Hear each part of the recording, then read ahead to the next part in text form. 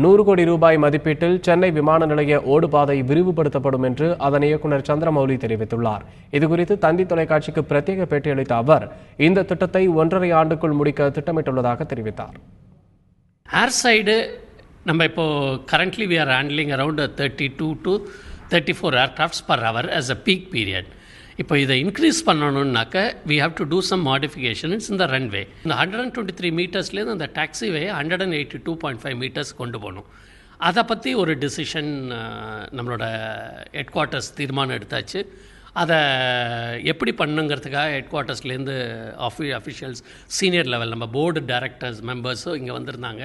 அவங்களோட கலந்து ஆலோசிச்சுட்டு அந்த ஒர்க்கை இமீடியட்டாக எடுக்கிறதுக்கு முடிவு பண்ணியாச்சு.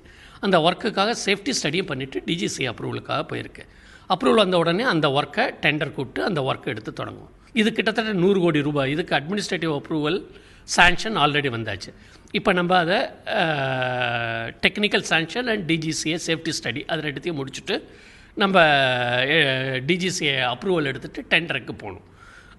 ஏகദേശம் ஒரு 1.5 வருஷத்துக்குள்ளே இதை முடிக்கணும்னு நம்மளோட டார்கெட் வச்சுருக்கோம்.